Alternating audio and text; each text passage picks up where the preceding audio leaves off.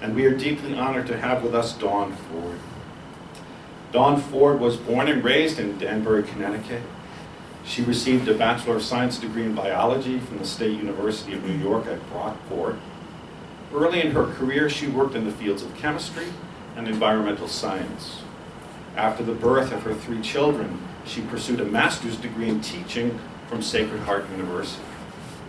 She taught 2nd grade for 10 years at Sandy Hook Elementary School in Newtown, Connecticut. For the past 4 years, Dawn has been teaching 6th grade math and science at Reed Intermediate School, also in Newtown. Dawn has been married for 33 years to Steve, who's here, and she and her husband have called Newtown their home for the past 28 years. The story that Dawn is going to tell you tonight is one that you have never heard before because it has never been disclosed to the public.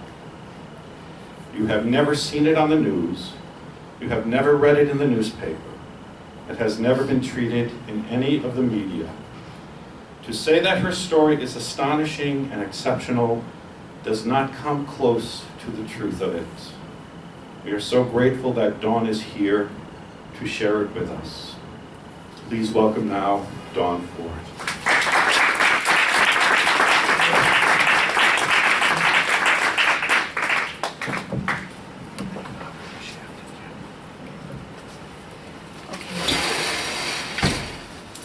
Hi, everybody. Try to get closer. Can you hear? Can you hear? A little closer. Oh, gosh. That close? Yeah. Okay. As Father Peter said, I have never shared my story publicly before. Only my, and I'm very emotional. I'm very emotional all the time. But only my family and close friends have heard my story. I did write things out. I'm going to try not to read it, as Father Peter asked me to just say it. But I might have my security blanket here for me. On the morning of December 14th, 2012, I had a meeting scheduled first thing in the morning, and it was a meeting for a student. The meeting included the parent of the student and several staff members. It was to begin at 9:30.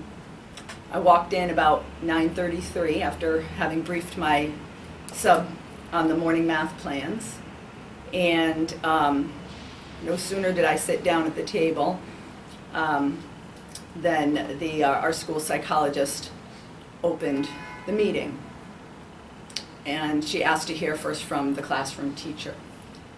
As I opened my mouth to speak, there was a popping sound, abrupt, sudden 3 pops.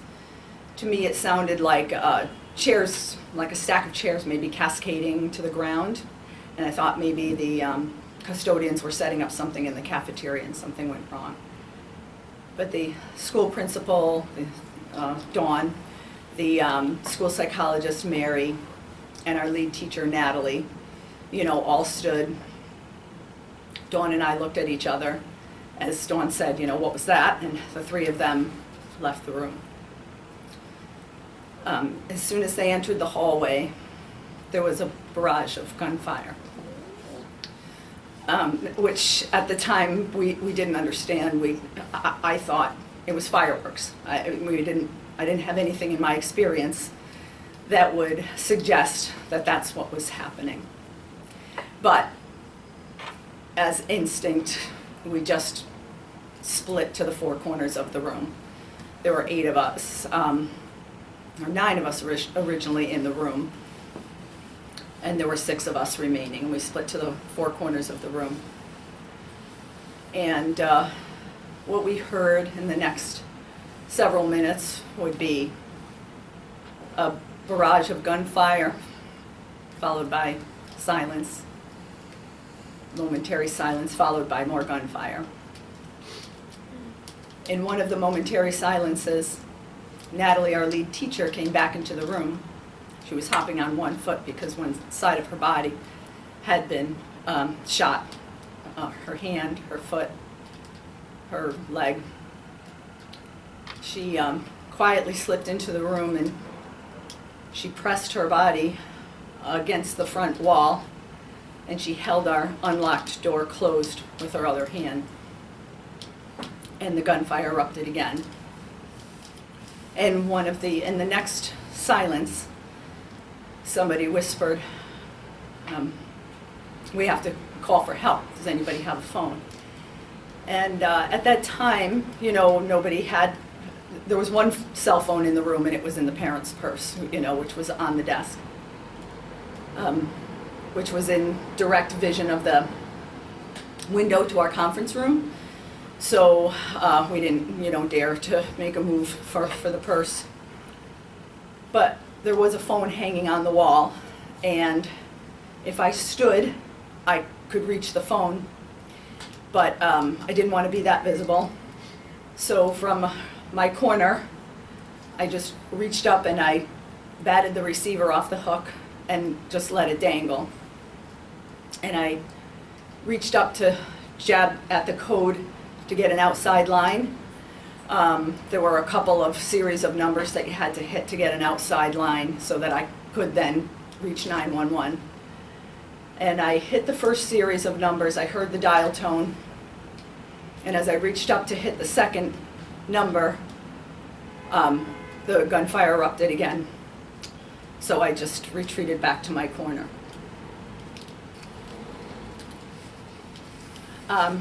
After a time, some silence came again, and it seemed longer this time. And we thought that maybe whatever was happening out there was over, but we didn't dare move from the room. It was at this point, I believe, that people heard sirens. I never heard any sirens. People smelled gunpowder. I don't have any recollection of smelling gunpowder. But we got a sense of hushed movement in the hallway, and we figured it was probably help. Someone said we need to pray and began reciting the Our Father. I, at this point, crawled from my spot in the corner to Natalie, who was still holding the door for us, holding the door closed. And I slipped my knees underneath her head so she could rest her head, and I replaced my hand with hers on the door. And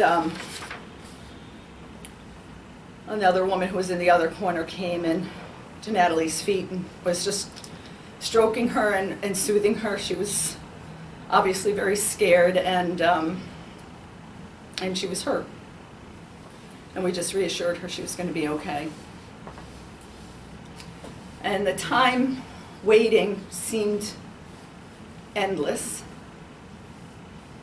And like I said, we knew there was movement outside of our door. And so at one point I opened the door a crack and yelled out, "Somebody's hurt in here." But my coworker said, "Close the door and don't say anything again." And but finally the police carefully opened our door, and they took Natalie to a waiting ambulance, but they asked the rest of us to stay put because I believe at that time they weren't sure if there were more than one perpetrator. So at this point in time, we figured it was safe to move around the room, and so I handed the parent her purse. She took out her cell phone and made her call and passed around the phone so that we can all make our calls. I called my husband Steve, whose shop was right down the street. I told him that there were multiple gunshots fired from inside of our school. And I was worried about our son Ben, who was 22 at the time, and he is a young man with autism. He worked at the school, in the school library. And I just remember thinking about him and hoping he'd be able to stay quiet. So I was afraid he would draw attention to himself. But the ladies that he worked with in the library later told me that they led him to a closet in the supply room of the library, and he was silent.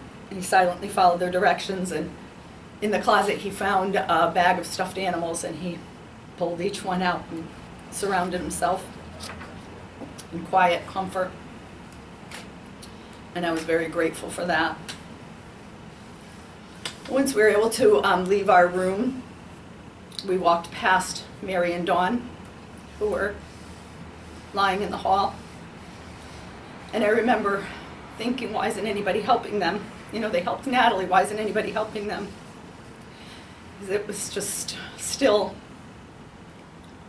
shocking, and I wasn't even really fully understanding what was happening, and the realization that they couldn't be helped came later.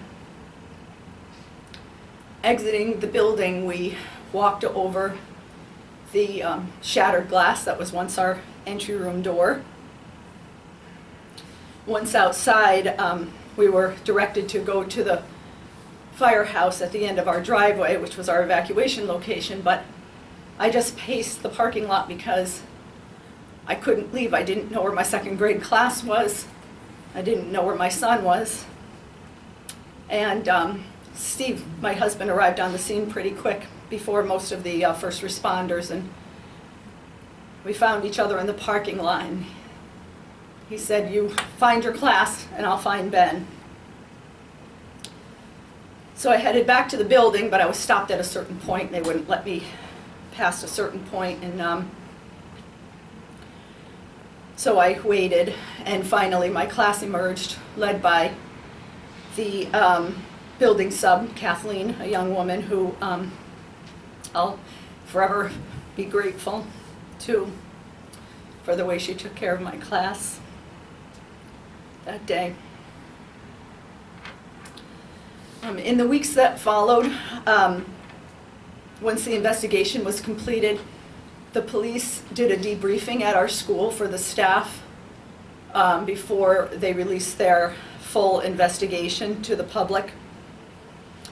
And among one of the details that they gave us was the fact that the one event that saved the most lives that day was the fact that the PA system had been opened up, and so that the gunfire was broadcast throughout the school.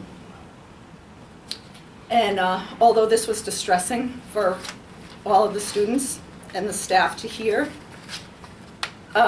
it alerted people that something was happening, and it alerted them to go into lockdown. And if they hadn't heard that broadcast over the intercom, kids may have been walking to the office with notes, people may have been passing in the halls, teachers may have been trying to find out what the commotion was in front of the school. So the lieutenant in charge of the investigation added that the remarkable part of this detail was that the PA system was only, it was activated by the phone that was left off the hook in the conference room. And the amazing part of that was that the telephone company who installed the PA system and the intercom system said that the only phone that was wired to broadcast throughout the school was in the office. And no other phone was wired to do that. So at this debriefing, people were confused, and they said, what are you saying? Like, how then is that possible? You know, they said, are you saying it was an act of God? And the lieutenant just pretty much shrugged his shoulders, and he had no other explanation. So although I still can't comprehend the question, why does God allow this to happen?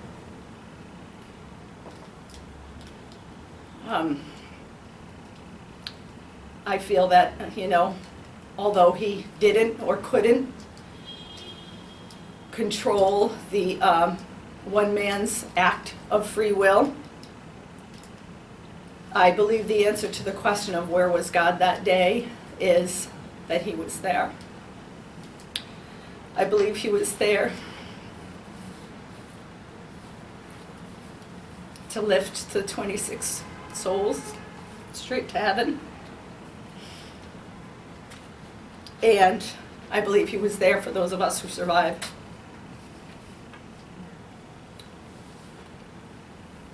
So the rest of my story is about hope. I mean, that was about hope as well. But in the aftermath, there was a huge outpouring of support from all over the country and really all over the world, I'm sure. And I'll just name a few examples that were, everything that happened was very significant, but a few very significant examples. One was the gift of the school that we were given, the temporary location by a neighboring town, the town of Monroe, who had an empty middle school that they allowed us to occupy for as long as we needed it until a new school was built. And this was significant because there was talk about, where are we going to put everybody for the rest of the school year? We couldn't go back to Sandy Hook School. And so they were talking about dividing us up into office space here, retail space there. So the fact that we were given a whole school where we could go and be together as a school community was significant. And another moving part of that story was over the winter break, we went in, all of our, materials were moved, by the custodians and things, boxed up and moved. But when we arrived at that school to set up our classrooms for our students to return after the first of the year, we went into the school and we found that there were so many people already there. There were people from our Newtown School District, other schools in our school district. There were people from Monroe.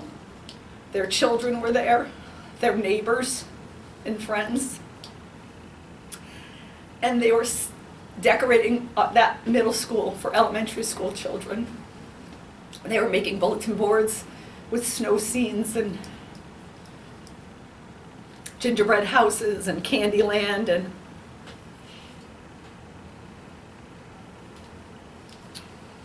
I remember, walking in and encountering these people cheerily spending their time, which was their rest time, it was their family time, it was their holiday time. And they were there making a school for us and our kids. And I was overwhelmed with gratitude for that. There was a lot of hugging of strangers in those days. For a long time. So support came in many forms other than the actual building. We were inundated with gifts from all over. For teachers, there were prayer shawls and jewelry and meals and salon services and on and on. And for kids, there were stuffed animals and toys and school supplies and tickets to sporting events and shows and all kinds of things. And although I was appreciative and grateful and understood where people were coming from who sent these things, because it was from a place of compassion and helplessness and wanting to do something.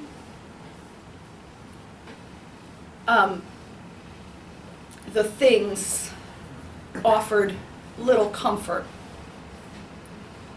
But what did help were the notes, because in addition to the things, we got notes and prayers, letters, cards from educators, from students, and from the general public, offering their condolences, their thoughts, and their wishes for healing.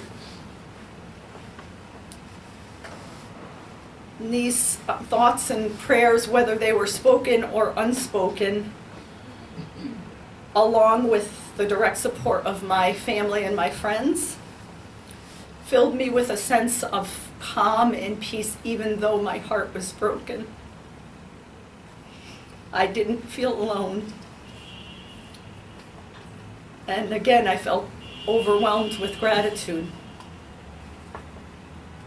for the support from my family and my friends, and from people who I would never, ever meet.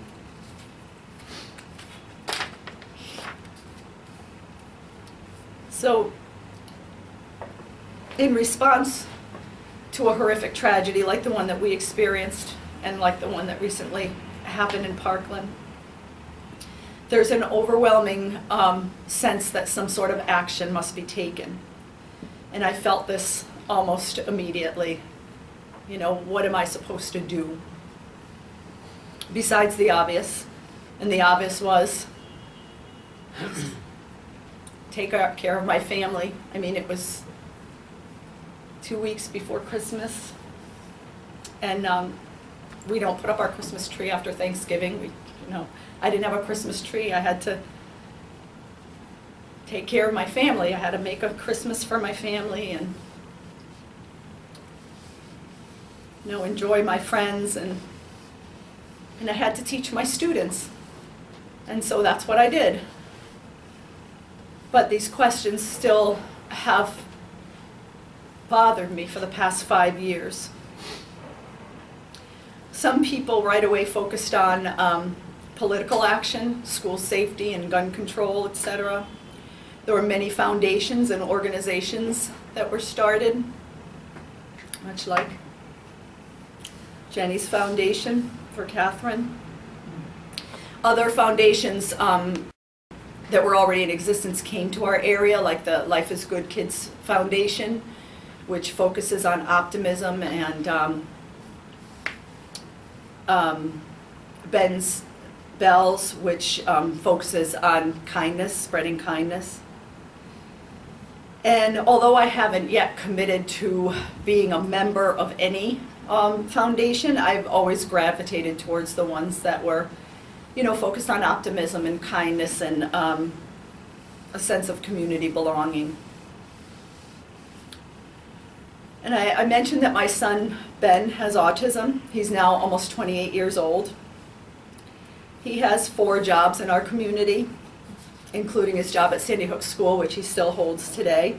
I moved on, but he decided to stay at Sandy Hook. But Ben is lucky in many ways. He has a group of friends that he has been involved with since his elementary school years. And they get together regularly once a week to either go out to eat or to go bowling. They make their own plans these days. He belongs to a couple of different social groups, groups that go out to dinner once a month, or another group that meets at our local youth center once a month. He is a member of our local gym. He goes there a couple times a month. He swims at the high school pool. So he's an active member of our community. But he also spends an awful lot of time in front of screens. He plays a lot of video games, and he watches a lot of YouTube. And left to his own devices, he would spend the majority of his time, if not all of his time, closed in his room on screens, video games, and YouTube. So without that community involvement that he has, it would be very, very easy for him to be disconnected from people. Unfortunately, there are many people, marginalized people, and I would put people with developmental disabilities in that group, who aren't as lucky as Ben.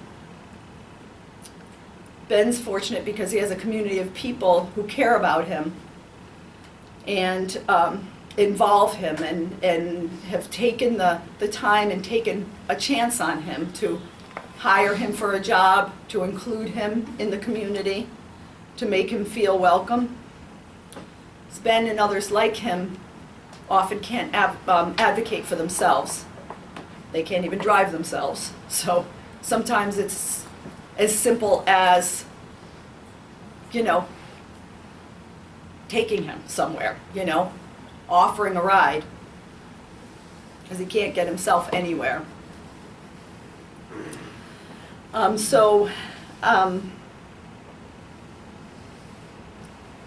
It doesn't, what I want to say too is that it doesn't even have to involve fancy expensive programs or buildings to be built, although that's something that our family is working on, because that's also necessary, that there is programming for adults with special needs that we take such good care of in the school system. But once they reach 21, there really isn't a whole lot for them unless they have people to care and people who will advocate for them and pull them out of isolation. So, all of Ben's activities, I wanted to say, are just like these organic, homegrown activities that are just because, my mom cared enough to take over a social group that, organizing dinners, with, and this is a local group of area towns. There are young adults from maybe 3-4 area towns that get together once a month for a dinner. And, the teen center that Ben goes to, and, just other activities that involves people saying, yes, we'll let your young adults use the teen center. The teens aren't using it, So it just takes talking to people and people being open-minded. So going back to my original questions about why am I still here, what am I supposed to do? I still struggle with these questions, but I'm beginning to wonder if that's something that I'm supposed to do isn't something new or big or different, but maybe it's just to continue to do the obvious, which is to take care of my family and my friends and my students, and to maybe encourage others to reach out and help people like my son who without community involvement couldn't otherwise help themselves.